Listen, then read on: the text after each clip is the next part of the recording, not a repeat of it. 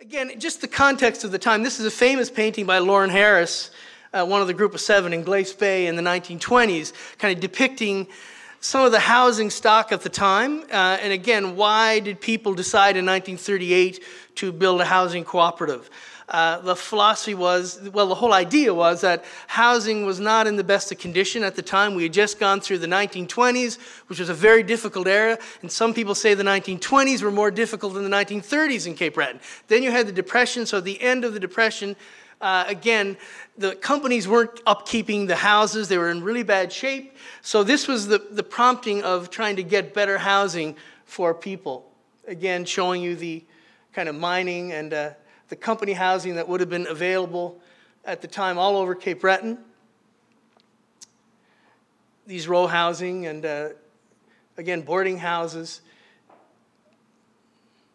Again, Joe Laban and Mary Laban were instrumental in the Tompkinsville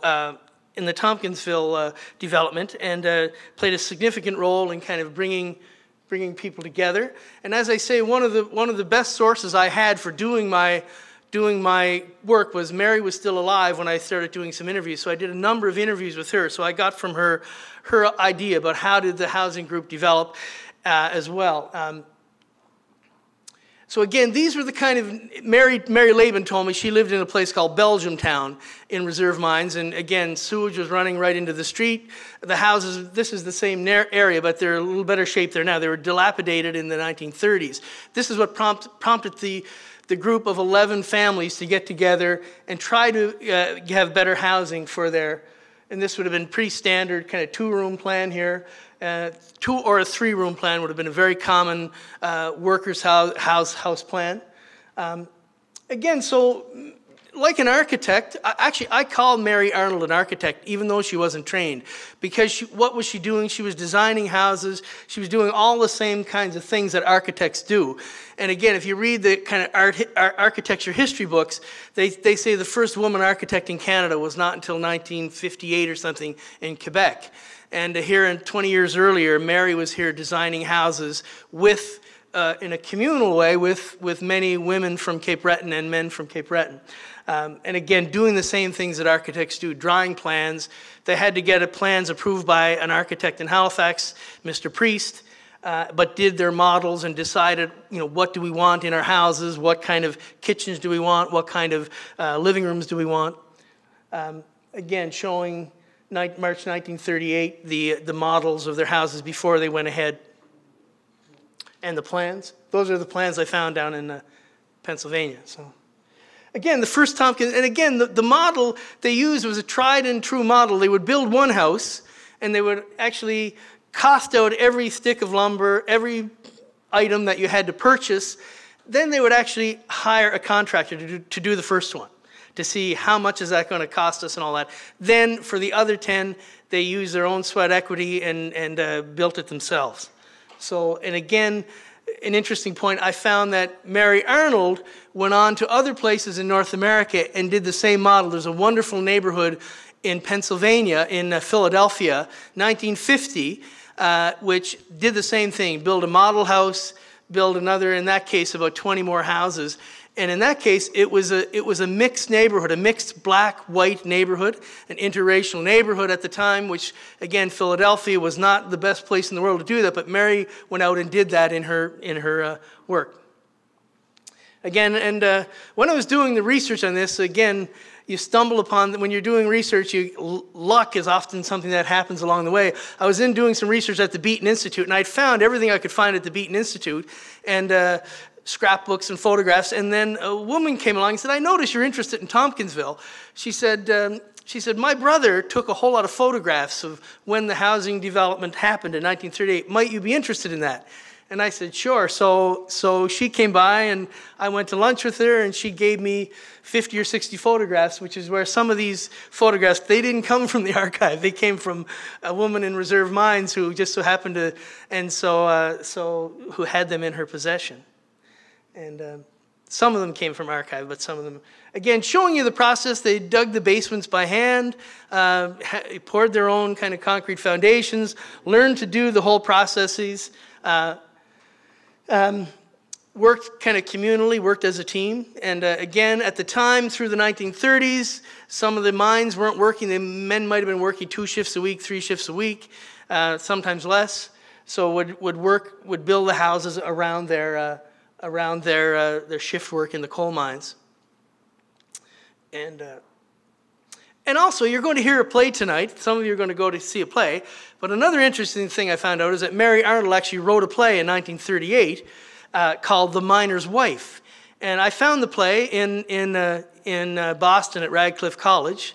I've got a typescript of the play.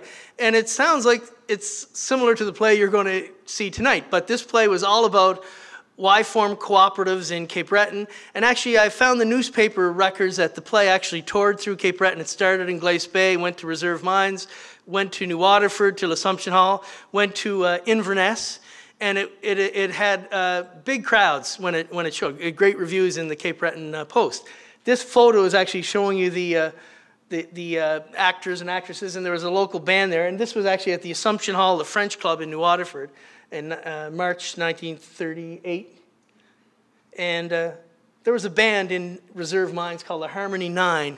They played in they wrote a whole lot of their own local songs for the production. So maybe when my book comes out, I'll get Todd Hiscock at CBU to kind of perform this play. But at any rate, again, Tompkinsville is only one of the housing groups. Again, the Steel Housing Group, which is now called Villanova in Dominion, is another one done in 1939, 1 year later, as well as Reedville in Glace Bay. Again, very similar model, the same. It's a tried and tested way of going about doing it. And so you get these 3 neighborhoods in Cape Breton that were directly influenced by these two women, Mary Arnold and Mabel Reed. Again, Mary, another interesting point. Again, I had scoured archives all over North America looking for photographs, and I landed in Philadelphia, and a professor friend of mine said, come and stay at my house while what else do you want to do in Philadelphia besides go to the archive every day for a week? And I said, well, I've got to interview this woman that I know was a friend of Mary Arnold's, and I'd like to find the house where she lived in Philadelphia. He said, what was the address? I said, Maple Ridge Road. And he laughed. He said, see that street out in front of my house? That's Maple Ridge Road. What is the address? I told him. So we walked down the street. Sure enough, there's the house, 2 minutes from his house.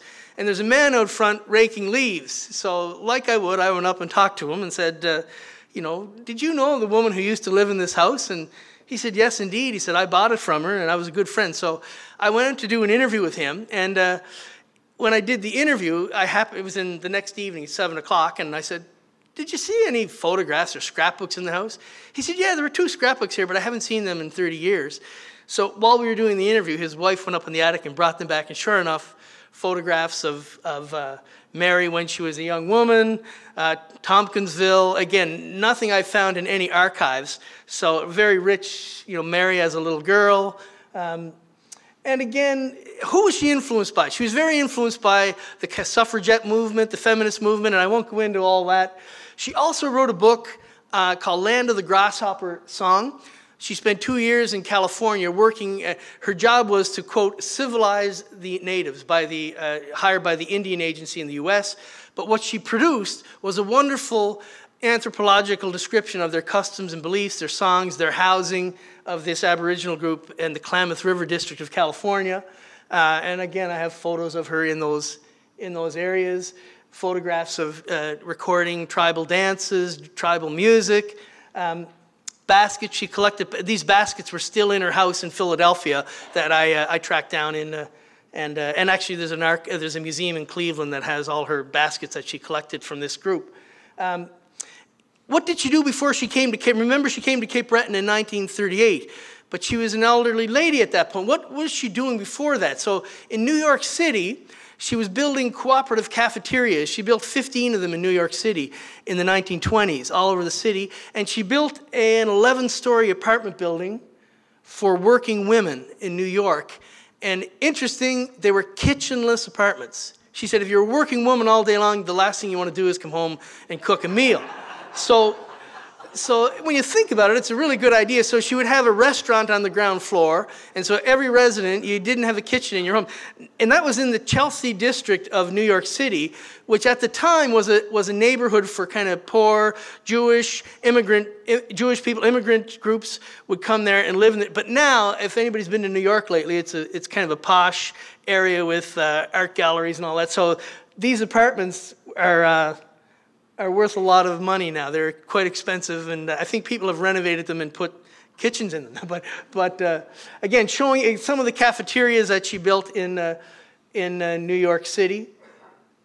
So one of the things I talk about is, this is her apartment in New York and what they kind of look like kind of today. Again, influenced by many of the early suffragettes, the early kind of feminists.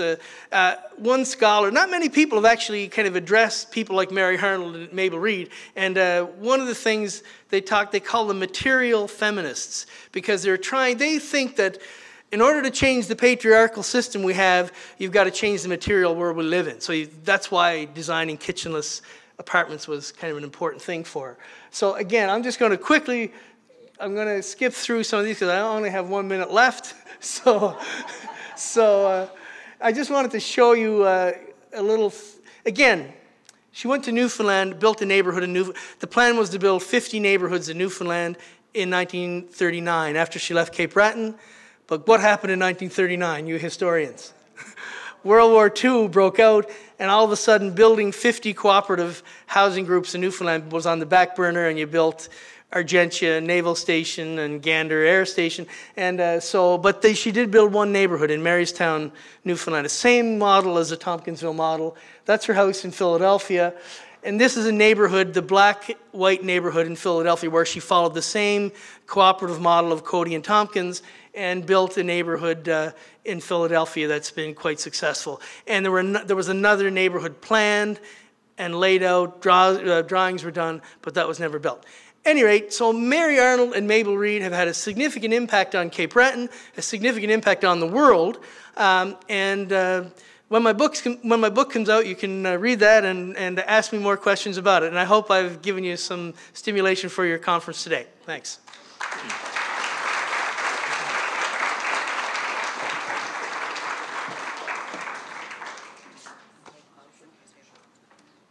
Thanks very much, Richard.